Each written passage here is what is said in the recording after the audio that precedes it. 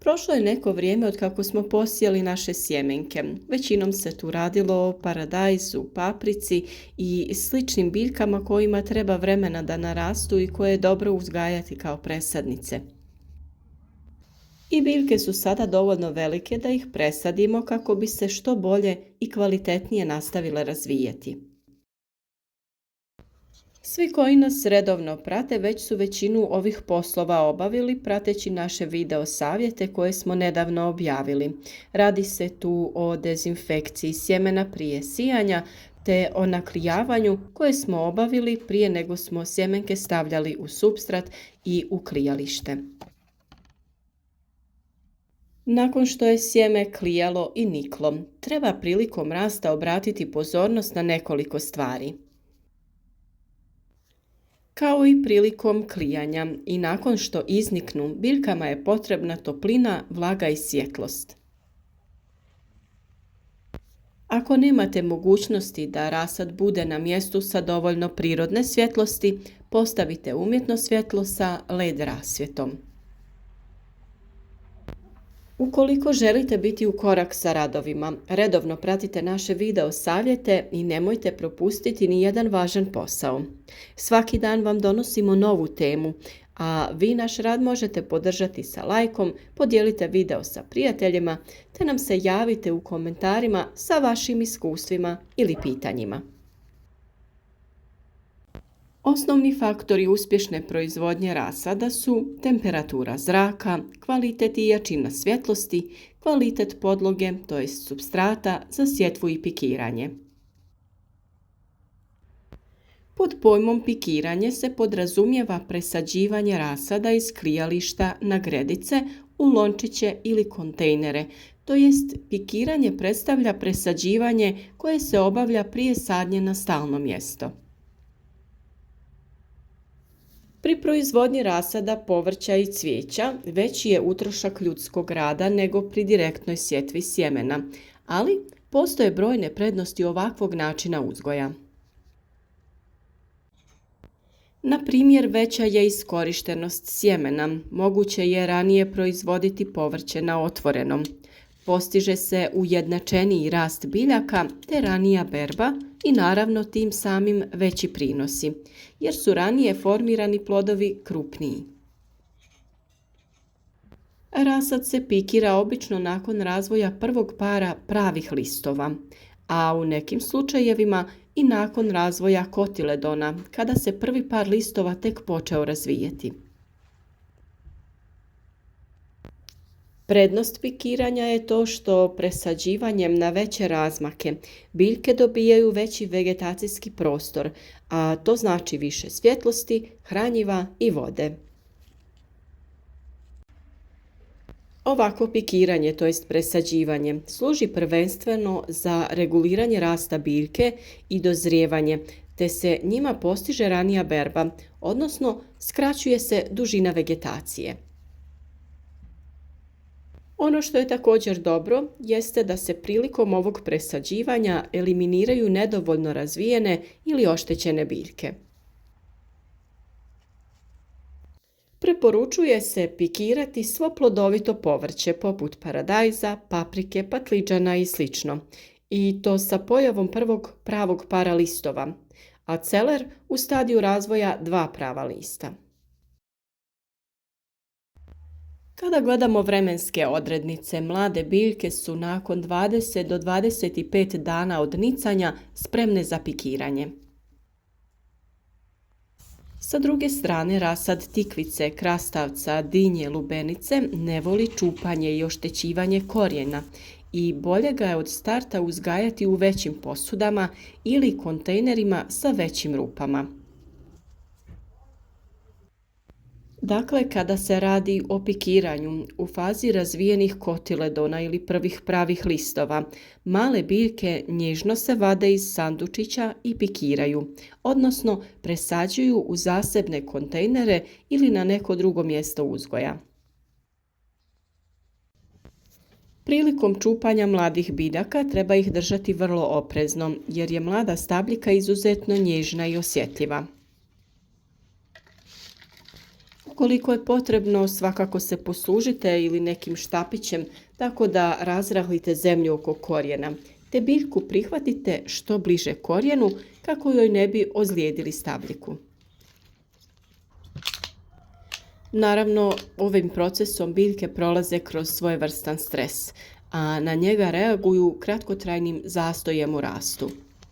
Ali to se ogleda u skraćenoj i debljoj stablici sa razvijenim korijenom te ranijim cvjetanjem.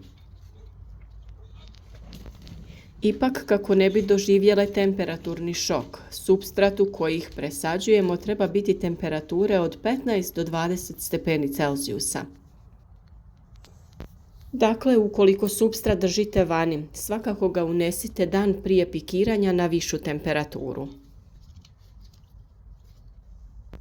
Prilikom premještanja biljke treba oprezno vaditi kako ne bi oštetili korijen, kako ne bi došlo do pucanja stabljike ili lomljenja listova. Ono što je također dobro i preporučuje se da nakon pikiranja biljke zalijete vodom sobne temperature. Pikirani rasad sadi se do prvih kotiledonih listova, čija je funkcija hvatanje svjetlosti za prvu fotosintezu kako bi se pravi listovi, ali i ostatak biljke mogli razvijati. Posude ili kontejneri se napune supstratom i zemlja se lagano utisne.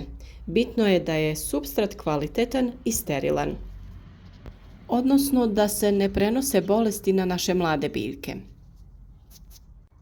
Kao što smo za sijanje imali poseban supstrat, isto tako imamo i supstrat za pikiranje koji u sebi sadrži određene nutrijente potrebne za daljnji razvoj. Kada smo supstrat dodali u posude ili kontejnere, potrebno ga je pritisnuti kako bi imali dovoljno zemlje u svakoj posudi, a prstom ili nekim alatom u supstratu utisnite rupu u koju ćete staviti biljku sa korijenom.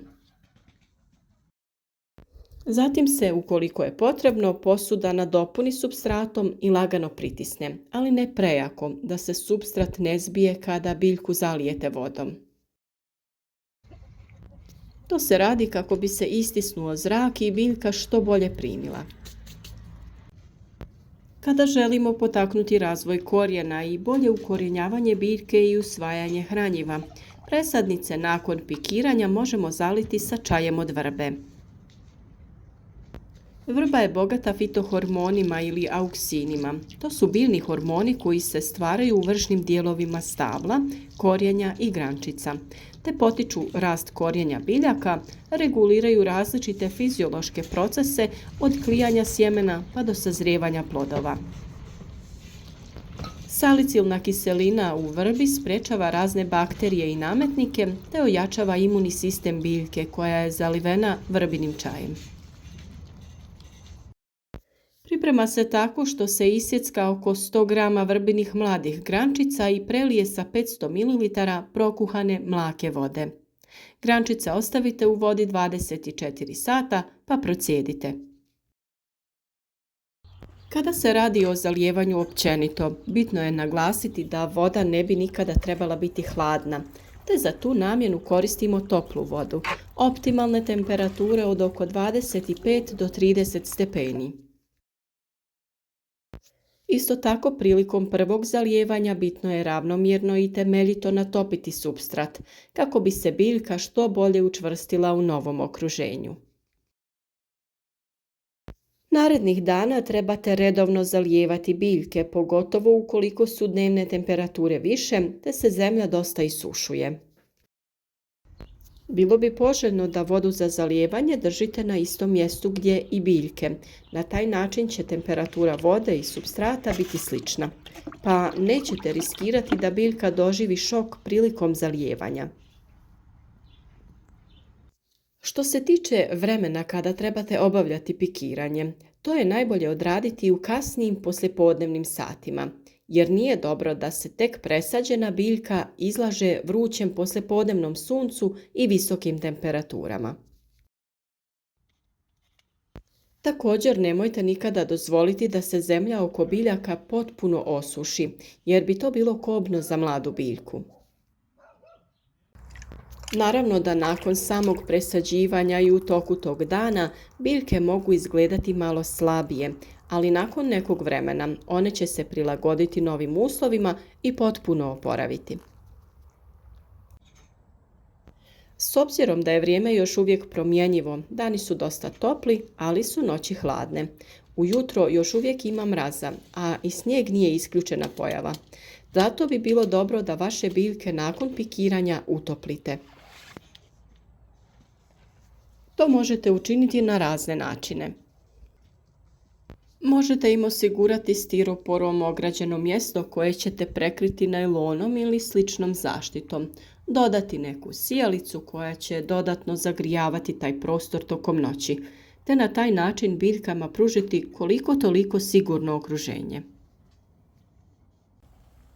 Iako su biljke osjetljive na oscilacije temperature, ovakvo okruženje će ih štititi, dati potrebne uslove u hladnim noćima, kako sav ovaj trud ipak ne bi bio uzalud. Nadamo se da vam je ova tema i ovaj video bio koristan, a ukoliko želite podržati naš rad, ostavite like, podijelite ovaj video na vašim društvenim mrežama kako bi i drugi imali koristi od naših savjeta. Za sva dodatna pitanja, kao i uvijek, dostupni smo u komentarima, a ukoliko ste novi na našem kanalu, ne zaboravite kliknuti subscribe i zvonce pored kako bi za svaki novi savjet dobili obavijest i ne bi propustili nijedan važan korak u radu.